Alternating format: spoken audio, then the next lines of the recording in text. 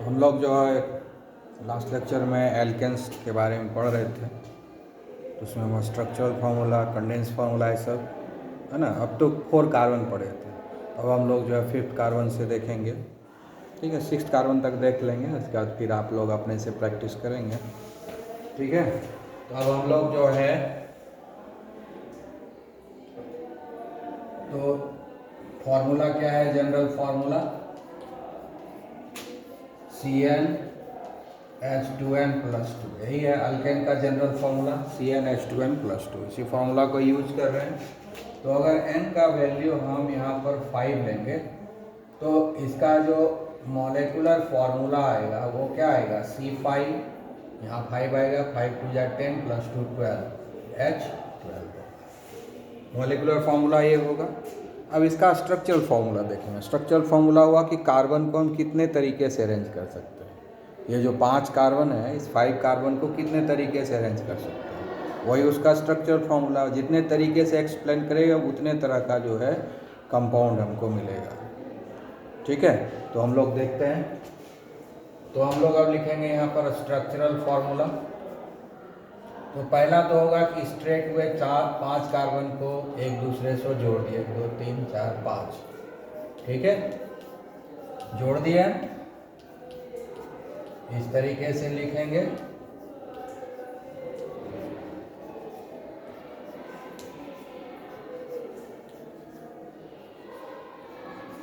एक ये तरीका हो गया, स्ट्रेट जो है कार्बन को अरेंज कर दिए और सबको हाइड्रोजन से अटैच कर दिए। देखो ये C5H12 होगा, है ना। 5 कार्बन है और 12 कार्बन है, गिन कर देख लो। इसको और भी तरीके से हम अरेंज कर सकते हैं। अब हम जो है 4 कार्बन को रखेंगे, 4 कार्बन हो गया। अब 5वां जो कार्बन है किनारे वाला, इसको तोड़कर हटा दिए और एंड कार्बन को छोड़ करके किसी और कार्बन पर जोड़ देंगे। यानी एंड कार्बन ये है, ये भी एंड कार्बन है। इस दोनों को नहीं जोड़ेंगे, बीच में जो ये दोनों है इसमें से किसी एक पर जोड़ देंगे। एंड वाला को छोड़ देंगे, किनारे वाले को छोड़ करके किसी पर जोड़ देंगे। अब देखो ये भी अलग तरह का अरेंजमेंट हो गया, और ये भी जो है ये इसके साथ हुआ, ये भी देखो, गिन लो, इसमें भी गिन लो कार्बन को और हाइड्रोजन को। तो ये भी C5H12 भी है, ये भी C5H12 भी है। ठीक है ना, C5H12 भी है ये। अब एक बार और एक तरह से अरेंज कर सकते हैं C5H12 को। ठीक है, अब देखो कैसे अरेंज करेंगे हम। एक बार और एक तरह से और अरेंज कर सकते हैं। जैसे 1 2 3 कार्बन को हम अरेंज कर दिए, तो अब बच गया 2 कार्बन। ठीक है, अब जो है 2 कार्बन बच गया। ये तो स्ट्रक्चरल फॉर्मूला लिखा हुआ है। तो एक कार्बन को हम यहाँ रख दिए, दूसरे कार्बन को हम यहाँ रख दिए। अब सब जगह हाइड्रोजन बिठा देंगे।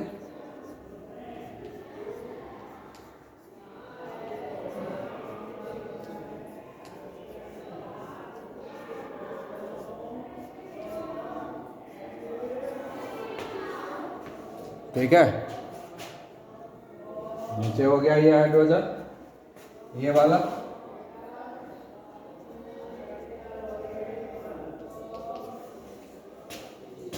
तो 3 तरीके से, 1 2 3 4 5 कार्बन का हो गया यहाँ भी।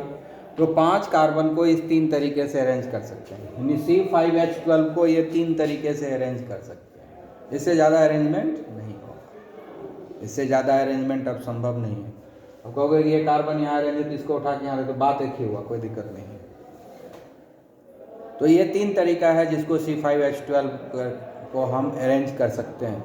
और ये तीनों कंपाउंड 3 तरह का है, तीनों का मॉलिक्यूलर फॉर्मूला C5H12 है। तो अगर हम कहें कि C5H12 कंपाउंड दो हमको, तो इस तीनों में से तुम हमको कौन दोगे? बड़ा मुश्किल है, क्योंकि इस तीनों का तो फॉर्मूला एक ही है, C5H12। इसीलिए ऑर्गेनिक कंपाउंड में कहते हैं कि मॉलिक्यूलर फार्मूला की इम्पोर्टेंस नहीं है, क्योंकि एक ही मॉलिक्यूलर फार्मूला एक से ज़्यादा ऑर्गेनिक कंपाउंड को रिप्रेजेंट करता है। एक ही मॉलिक्यूलर फार्मूला एक से ज़्यादा। इसके पहले C4H10 को हम दिखाए थे, तो वो दो कंपाउंड को रिप्रेजेंट कर रहा था, C4H10 इसके पहले। अब अभी हम C5H12 दे रहे हैं, ये जो है तीन कंपाउंड को रिप्रेजेंट कर रहा है, 1 2 3, जो बहुत मुश्किल है। इसलिए स्ट्रक्चरल फार्मूला को याद रखना ज़्यादा इम्पोर्टेंट। ठीक है, अब कंडेंस फार्मूला लिखते हैं। कंडेंस फार्मूला कैसे लिखाएगा? ये हो गया CH3, ये हो गया CH2, ये भी हो गया CH2, ये भी हो गया CH2, और ये हो गया CH3। जिस कार्बन से जितना हाइड्रोजन जुड़ा हुआ है उसको लिख देना है, यही है कंडेंस फार्मूला। ठीक है, अब इसका कंडेंस फार्मूला लिखते हैं। पहला है CH3, ये CH3 है, और ये दूसरा क्या है, इधर से CH2, इस पर क्या है CH, इधर H है, इधर CH3 है, तो यहाँ पर हम लोग लिखेंगे CH, और इसी से CH3 जुड़ा हुआ था, इसे लिख दिए, और फिर ये CH3 हो गया। ठीक है, इसको हम एक और तरीके से लिख सकते हैं, वैसे डंडा बॉन्ड बना के नहीं निकाल के इसके साथ लिख सकते हैं। कैसे लिखेंगे? CH3 CH2 CH है ना, ये CH से ही ये इसी कार्बन से ये भी जुड़ा हुआ है, इसके बगल में हम CH3 लिख देंगे और ब्रैकेट में डाल देंगे। इसी कार्बन से H भी जुड़ा हुआ है, इसी कार्बन से CH3 भी जुड़ा हुआ है, तो CH लिख दिया और CH3 इससे जुड़ा हुआ है, तो यहाँ पर लिख करके ब्रैकेट में डाल दिया। ठीक है, ब्रैकेट में हम डाल दिए। जब हम ब्रैकेट में डाल दिए तो ये अंडरस्टैंडिंग हो गया कि ये CH3 इसी से जुड़ा हुआ है, इसी से जुड़ा हुआ है, और ये CH3 इधर है, उसको हम उतार देंगे यहाँ पर। तो ये दो तरीका है, इसको या तो इस तरीके से लिखें या इस तरीके से, दोनों तरीके से बुक में लिखा जाएगा, तो दोनों तरीके आना चाहिए। ठीक है, यानी जिससे जुड़ा रहता है ना उसी के बगल में ब्रैकेट में लिख देते हैं ग्रुप को, तो हम लिख दिए यहाँ। ठीक है, अब तीसरा तरीका ये है, तीसरा कंपाउंड ये है। तो पहला क्या है, यहाँ CH3 है, ये CH3 है, फिर ये क्या है, यहाँ पर C है, तो दोनों तरफ CH3 है, ऊपर भी CH3 है और नीचे भी CH3 है, और फिर इधर CH3 है। तो इसको भी हम और एक तरीके से लिख सकते हैं इसी को, जैसे पहला है ये CH3, उसका बाद ये C है, इसी से ये दोनों जुड़ा हुआ है, इस बगल में लिख देते हैं CH3 होल्ड, दो ठो CH3 है ना, इस कार्बन से दो ठो CH3 जुड़ा हुआ है, उसके बगल में ब्रैकेट दे करके उसको कर दिए, और यहाँ पर फिर ये CH3 यहाँ है, उसको हम यहाँ लिख दिए। ये हो गया हमारा कंडेंस फार्मूला। इसको भी थोड़ा सा इम्प्रूव कर सकते हैं, दूसरे तरीके से लिख सकते हैं। जैसे ये CH3 है, अब बीच में CH2 क्या ठो है, 1 2 3 ठो है, तो तीनों को हम एक साथ लिख सकते हैं। ये हुआ डिफरेंट वे में कंडेंस फार्मूला, ये दोनों एक ही चीज़ है। उसी तरह से ये भी एक ही चीज़ है, उसी तरह से ये भी एक ही चीज़ है। ठीक है, अब जो है इसका नाम क्या होगा, स्ट्रेट चेन है, इसमें स्ट्रेट चेन को हम लोग IUPAC नेम, तो इसका नाम क्या हुआ, नॉर्मल पेंटेन। पेंट हुआ 5 कार्बन के लिए, और ANE लगा देंगे क्योंकि सिंगल बॉन्ड है सारा, तो पेंटेन हो जाएगा। ये हो गया नॉर्मल पेंटेन।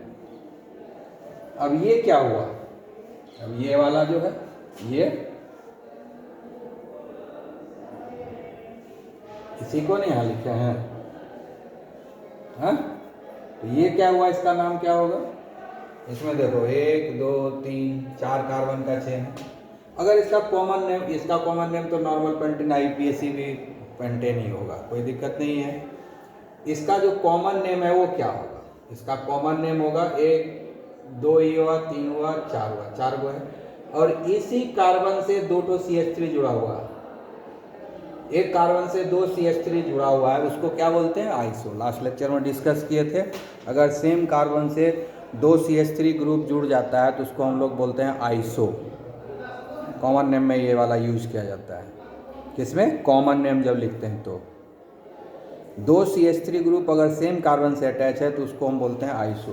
तो ये कार्बन है, इससे CH3 जुड़ा हुआ है, इसी से CH3, यहाँ देखो ना, ये कार्बन है, इससे CH3 ये जुड़ा हुआ है, इसी कार्बन से ये भी CH3 जुड़ा हुआ है, ये CH3 और ये CH3 दोनों इसी कार्बन से जुड़ा हुआ है। ये वाला CH3 और ये वाला CH3 इसी कार्बन से जुड़ा हुआ है, इसलिए इसको हम बोलेंगे आइसो।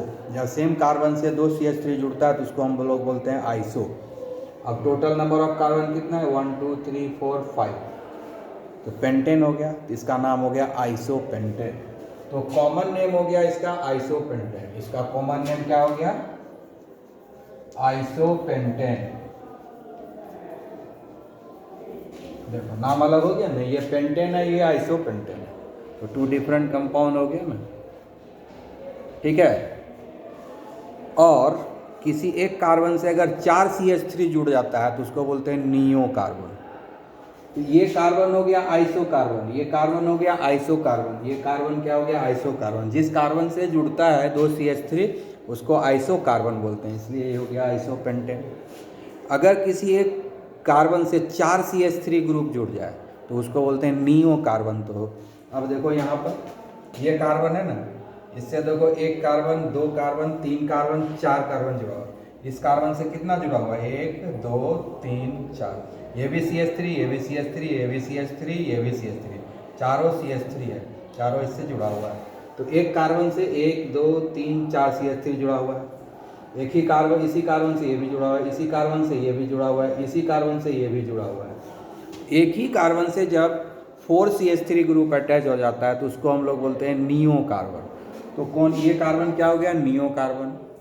ये कार्बन क्या हो गया? Neo carbon. तो नियो कार्बन है इसमें, तो नियो जो है सब स्क्रिप्ट लगेगा। कॉमन नेम में यूज करते हैं, आइसो नियो ये सब किस में यूज होता है? कॉमन नेम में, ठीक है। तो ये नियो कार्बन है। इसमें टोटल नंबर ऑफ कार्बन कितना है? 5, 1 2 3 4 5, इसलिए ये हो गया नियो पेंटेन। ये क्या हो गया? Neo pentane.